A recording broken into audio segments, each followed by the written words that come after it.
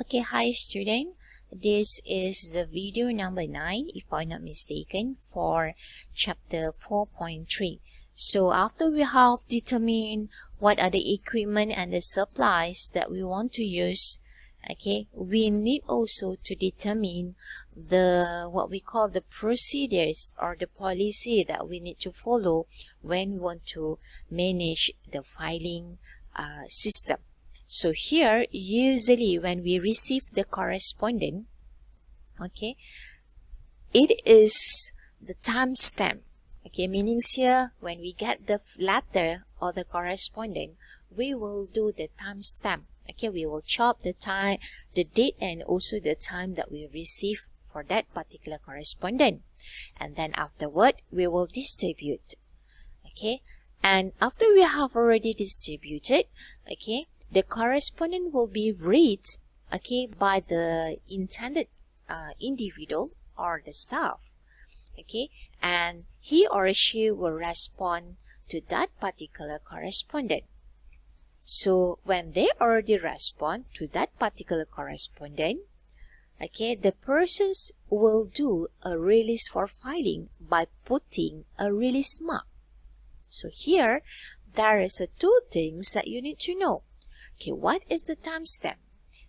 Okay, another one is what is the means by the release mark. So let's have a look in the next slide.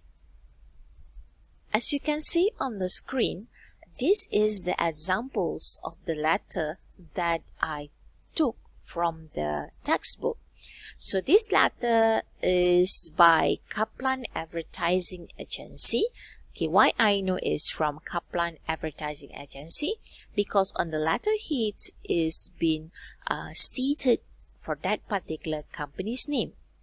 Okay, and this letter from the Kaplan Advertising Agency, okay, it's sent to one company, okay, which is Ginn 5th Avenue, okay, Ginn 5th Avenue. Okay, at which, as you can see here, there's a two circle. The first circle here, okay, on the right side, okay, sorry, I move it first, okay, I moved my video, okay, this is a timestamp, okay, as you can see, there is what we call the dates, okay, how do you know dates? This is February 15, and it is the chop here also, okay, the timestamp here also indicate the time. Okay, it is 10 a.m. Alright, why is very crucial for you to have this timestamp or this kind of information? Okay, as you remember that during in the previous chapter, okay, regarding on the procedures having in the mailroom and the filing room, okay, especially for mailroom, okay, when they receive the letter, they need to do the timestamp at which they need to record for the dates of the letter. Okay, as you can see here, the dates of the letters is February 12th, and at the same time, okay, they need to record the dates received. So the date received here is February 15. Okay, the additional informations being recorded here is the time they received that letter. So who are going to chop this? Usually the persons who are in the mailroom. Okay, and next to that, okay, we have a release mark. Okay, this release mark will happen after you already do a timestamp and you send this letter, okay, to you distribute this letter to the intended staff or the respective staff to respond to this letter. So once the person already respond to this letter or answering this letter for prepare for the reply letter, so the person will do not only that the timestamp, okay, the persons will do for the release mark. As you can see here, the release mark is actually the initials of the persons who respond or who prepare for the reply. So that when this letter is already been respond or reply, this letter need to submit back to the file room. So the file room to the mail room, and the mail room will send back to the file room for them to keep. So we're at the point at which this letter reach the file room, the staff at the file room will check whether the letter has a release mark or not. Okay, why? Because this release mark will indicate that the letter has already been replied, or the letter is already bring to designated or respective staff. So the further next slide will talk about the meanings of the timestamp and also the release mark in detail. So here again, timestamp is actually the records of the dates and sometimes the times of the receipt of each piece of the mail. Okay, and at which after the mail is a timestamp, bila kita dah chop timestamp tersebut, okay, we will do the sorting. Okay, we will do the sorting to the according to the recipient names or department.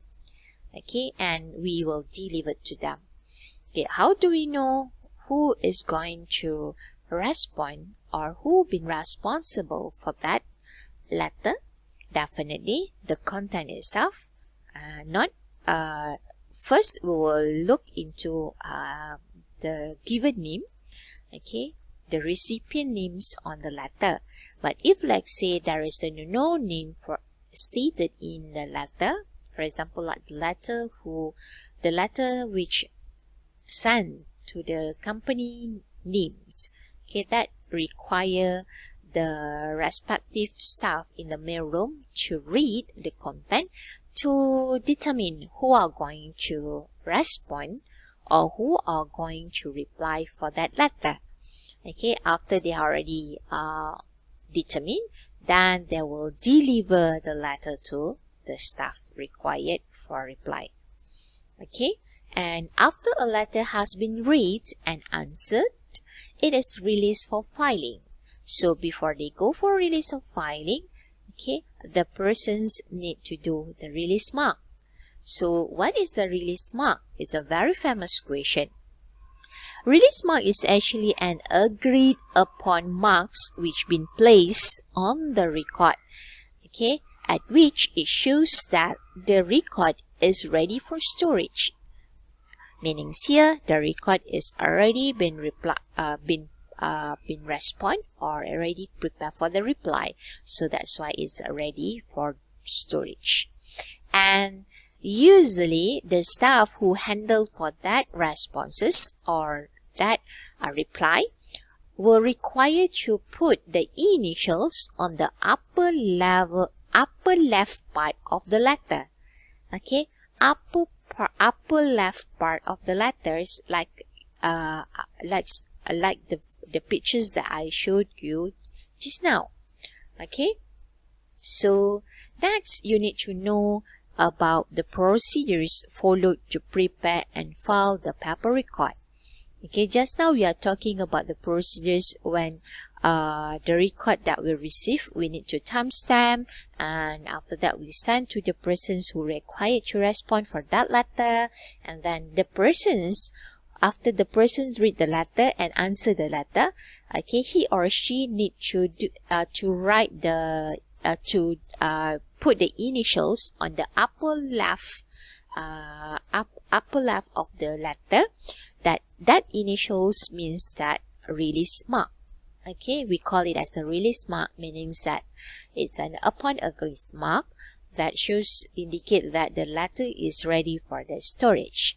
So now we are talking about the procedures after we do for the reply. So here, this is the procedure for the filing. Prepare and file the paper record. And it's also a very famous question, And this will be the base information that you need to know, because this will be related to chapter number 5 regarding on the geographic filing, on the subject filing, and also a numeric filing. Okay, and here, if when we're talking about filing correspondent, there will be 6 procedures or 6 steps involved in a filing correspondent. Okay, 6 langkah yang terlibat dalam kita melakukan filing correspondent. So number 1 will be the inspecting. Inspecting here means that you check whether there is a release mark on the letter or not. Okay, why? Because it's very important. Okay, the release mark will show that the letter is ready for storage. Okay, and the second one, okay, is you will do the second step you will do for the indexing. Okay, indexing is at which you will read the content to determine the filing segment. Okay, that's why when you look here in the given examples, okay, you will read the questions and you need to you need to read the letter and you need to determine the indexing. Remember in chapter 3 as well, okay, indexing is at which it can be the name of the company or the name of the person. So here we choose Kaplan Advertising Agency as the filing segment for the indexing. Okay, so after we have determined the indexing part, we will do what we call it as, okay, coding and pre-coding, at which we will mark filing units on the record. So as you can see here, we do the divisions, the diagonal line to separate the filing segment to the filing unit. And afterward, we will determine which is the key unit, unit number 2 and unit number 3. As you still remember, for companies' names, you need to index from the left to the right. That's why Kaplan is being underlined, because it will be the key unit. So automatically this letter will be filed under alphabet K for the Kaplan. Alright, and this will be unit number 2 and unit number 3. The next stage or the next step is preparing cross-references, is at which you will indicate the record location and the alternate filing segment. And if you still remember in chapter 3, we also learned 3.2, we also learned on the cross-reference. Cross-references is being prepared when the letter has indicated the other alternate's name. So as you can see here, okay, we would like to consider an advertising campaign tie in with Hewitt Cycle Centers. Okay, this will be another names, okay, fall under Kaplan Advertising Agency. So that's why it referring to this particular information as a cross-reference. So how you will do it for the cross-referencing? You will underline with this wave line. I repeat, this is a wave line to indicate this is a cross-reference, and you will put the cross at the right here. And since with the cross-reference here, you need to do the indexing. So Hewitt will key unit, cycle unit number 2, center will be unit number 3. After you have determined which is a filing segment and is there any cross-references, then you will do the sorting. And just now remember, Kaplan is the K unit, so it will be arranged under K. So arrange record alphabetically by filing segment. And then lastly, when we know that the particular correspondent need to be filed under alphabet AK for Kaplan, then we do a filing at which we will place record in the appropriate folders. So I hope that you this is actually for this slide is a summarize for the next slide, which is for this 1, 2, 3, 4. Okay, the fourth slide is been summarized in one slide here. So I hope that you can have a time to look into the next slide here, okay, which is I already been summarized for you. So for the next video, I will cover for the selecting storage supplies and equipment as the end of this video for this 4.3. So stay tuned with me.